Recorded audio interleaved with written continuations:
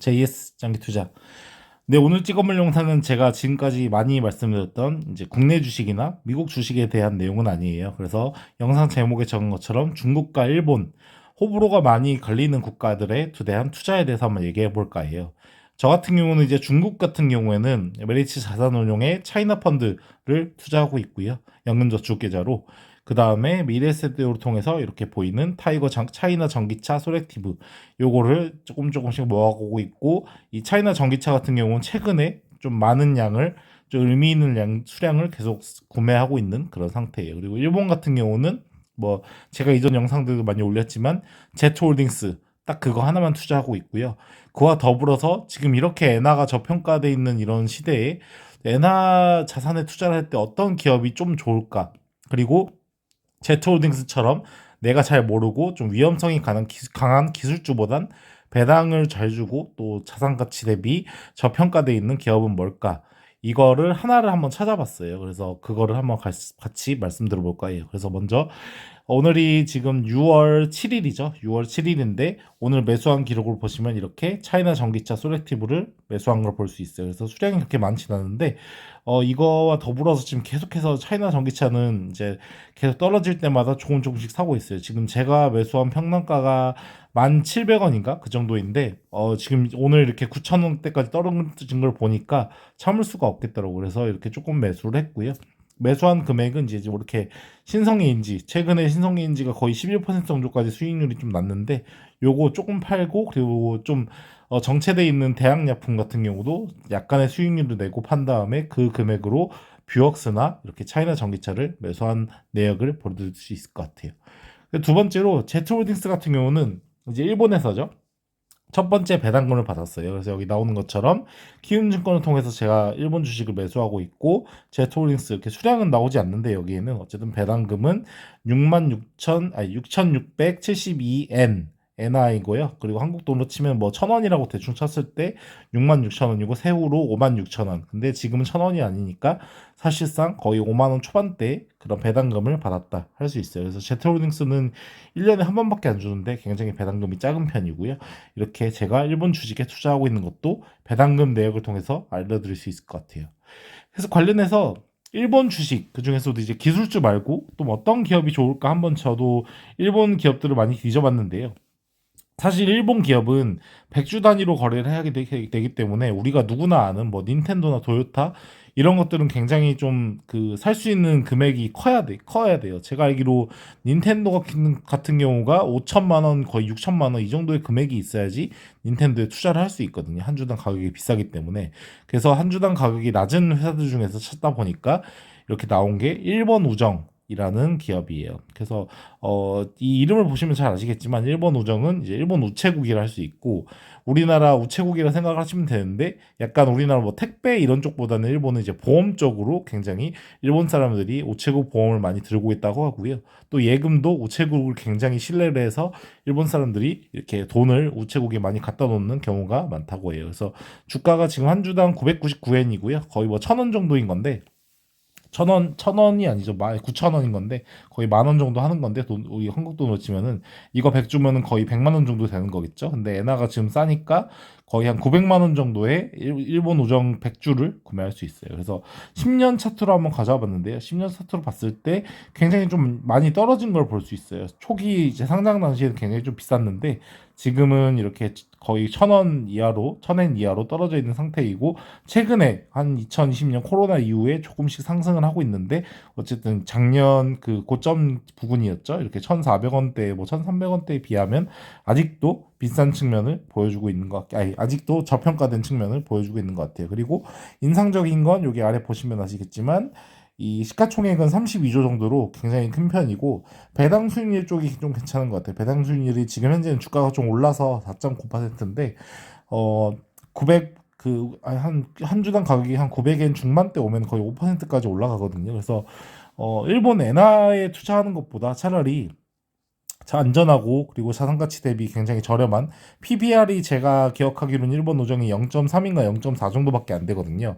PBR이 0.3에서 0.4고 PER 같은 경우도 거의 10에서 12 정도밖에 안 되기 때문에 거의 우리나라 코스피 정도라고 보시면 될 것 같아요. 코스피도 굉장히 저평가되어 있는 것처럼 일본 노정 같은 경우도 굉장히 저평가되어 있는 그런 기업이라 할 수 있고요. 물론 이제 우리나라 좀 한국전력 같이 이제 일본 정부가 이 일본 우정 주식을 많이 갖고 있기 때문에 갑자기 뭐확 급등하거나 급락할 경우는 많이 없을 것 같긴 해요. 그래서 그런 의미에서 좀 안정적인 투자로 일본 우정이 괜찮지 않을까 이런 생각을 하고 배당 수익률도 아직도 4% 후반대니까 은행 예금보다는 그래도 좀 더 낫지 않나 이런 생각이 들고 보시면 아시겠지만 코로나 엄청나게 그때 많이 빠졌잖아요. 코로나 그 당시에도 거의 한 700엔, 한 600엔, 700엔 되겠네요. 그 정도까지 안 떨어진 걸로 봐서는 굉장히 잘 버티는 그런 기업이지 않나 생각이 들어요. 여기 보시면 아시겠지만 17년도, 18년도, 19년도에 거의 뭐 1,100원 정도로 왔다 갔다 했는데 코로나 시국 때 뭐 600원 정도니까 거의 50%도 아니 50%도 안 떨어졌잖아요. 그래서 굉장히 잘 버틴 기업이고 지금은 조금 오르긴 했지만 어쨌든 배당 수익률이나 이 자산 평가 기준에서는 굉장히 좋지 않을까 이런 생각이 들어요. 그래서 저는 제트홀딩스를 투자하고 있는데 엔화 투자 겸해서 안전하게 투자한다면 일본 우정도 괜찮지 않나 생각이 들고 저도 100주 정도는 한번 이 정찰병으로 좀 넣을까 이런 생각을 하고 있습니다. 마지막으로 이제 차이나 전기차에 관련된 건데요. 사실 차이나 전기차 하면 가장 유명한 게 유튜브 중에 힐링 여행자님이 굉장히 유명해요. 그래서 제가 그분이 올린 차이나 전기차 관련된 유튜브 댓글 이제 그 좋아요 순대로 봤는데 뭐 맨 위에는 이제 힐링 여행자분을 잘 이렇게 따르시는 분들이 적은 거라 좀 제꼈고요. 그 아래 조금만 내려보면 아시겠지만 굉장히 지금 우려 섞인 댓글들이 많이 있어요. 그리고 부정적인 댓글들이 많이 있는 걸 볼 수 있어요. 그래서 이분 같은 경우도 보면은 뭐 중국의 투자 불확실성, 뭐 중국 리스크 이런 것들 얘기하고 있고 대부분의 사람들이 중국에 대해서 굉장히 지금 부정적인 댓글들이 엄청 많고요. 여기 보시면 아시겠지만 이 양이라 돼 있는 분께서 뭐 돈줄 막힌 중전기차 줄도산 3년 안에 70% 사라진다. 요걸 이제 부정적인 기사라고 올려주신 것 같은데 사실 차이나 전기차에 들어가 있는 구성 항목을 보면은 이 70%가 아니라 30%에 들은 기업들도 많이 있거든요. 뭐 BYD라든지 CATL 이런 기업들이 들어있기 때문에 그 기업들은 3년 안에 이런 70%의 작은 기업들, 중소형 기업들이 정부 지원금을 통해서 연명하는 그런 기업들이 다 망해서 사라지게 되면 CATL이나 BYD 이런 기업들은 더 엄청난 수익을 낼 수 있다는 거를 좀 간과하지 않았나 이런 생각이 들어요. 그래서 저 같은 경우에는 오히려 이거는 차이나 전기차의 오히려 호재 기사이지 않나 이런 생각이 들고 이분이 얘기한 것처럼 사실 중국 리스크, 투자 불확실성 이거는 저도 굉장히 공감을 해요. 사실 뭐 이전에 SNK 같은 경우도 보면은 결국에는 이제 중동 그 사우디아라비아였나요? 거기서 이제 SNK를 이제 매수를 하면서 공개 매수를 하면서 결과적으로 이제 우리나라 그 투자자들도 어쨌든 손해는 크게 보지 않은 그런 상황이 나왔는데 사실 그 사우디아라비아 이런 투자가 없었다면 굉장히 SNK가 계속 주가가 떨어지고 배당도 잘 안 주고 이랬던 그런 기업이었거든요. 그래서 중국 그 자본이 들어간 건 투자하면 안 된다라고 느꼈던 저도 큰 사례였던 것 같은데 근데 그거와는 별개로 사실 이 조금은 다른 거는 제가 봤을 때 차이나 전기차 시장은 중국이라는 산업이 그 굉장히 장점이 그게 있잖아요. 인구가 엄청나게 많기 때문에 내수 시장만 먹어도 엄청난 이익을 낼 수 있다.